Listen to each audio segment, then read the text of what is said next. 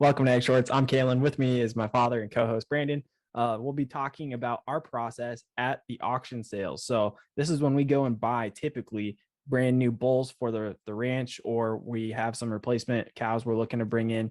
What is our process? We've talked about this on some of our longer discussions, but we have 5 minutes. I wanted to kind of go over a quick overview of what Dad normally goes through when he does that. Well, it depends on what we're looking for. If you're looking for bulls, a lot of the folks that are breeding and selling registered bulls, they have a sale bill, and the registered breeding process is what you would call labor intensive, because they're taking measurements on these cattle constantly from the time they're born. Of course, when they're born, their weights, sizes, you're taking all kinds of measurements to measure against the rest of the herd and compare to how they stand in that herd. And not only then, but the records of their parents, that cow is done, the bull that she was bred to procreate him or her. And, they do all kinds of testing and then extrapolation of what does this mean? What is this animal likely to do? So the EPDs is all that is, expected progeny differences. And link so above. there you go. So when you do that, I'm looking at these, what is desirable for us? What do we want?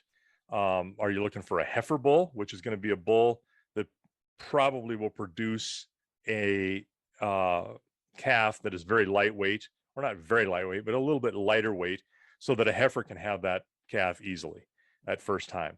Are you looking for a more mature bull, a bull that you can put on older cows that can take a larger calf and give birth to one that's a heavier birth weight?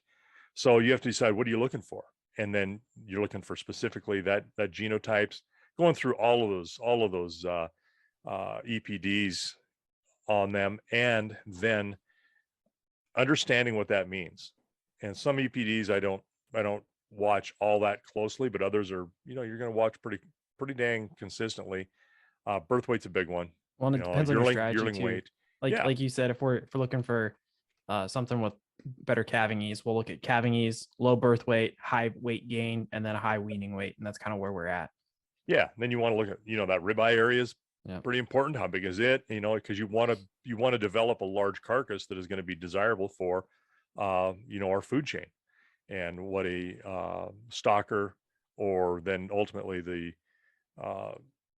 packer, is going to be producing through their end of it, on the processing end of it. So there's that, how much milk that animal is going to produce or likely to produce for that calf.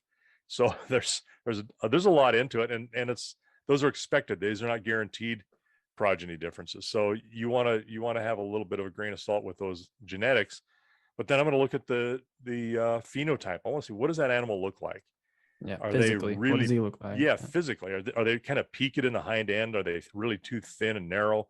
I want to build something that's blocky, that's thick through the flank to the front end.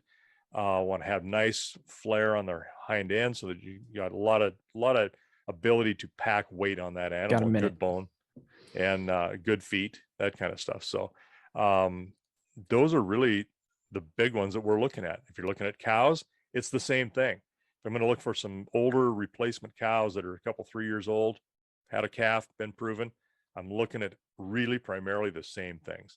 And then the phenotype, I want that blocky, not a huge cow, but long backed on all of them. Long back means more steaks, and thick, just good, solid, good feet. You want to look at what they look like, how they maintain themselves. Are they taking a lot of feed? Are they too thin? You don't want to just put a bunch of feed through something that's going to just poop it out the other end and not put anything on its bones. So it's pretty simple, but there's a lot to that as well. Yep. We just like to look at what the stats say, and then physically look at them, make sure we get eyes on, and then double check everything. And then after that, throw your hand in the air. There you go. Well, yeah, until you can't afford to throw your hand in the air anymore. But I had a wise old man tell me one time, he says, when you're picking a wife, look at her mother, because that's what you're getting. So those are EPDs, right? Yeah.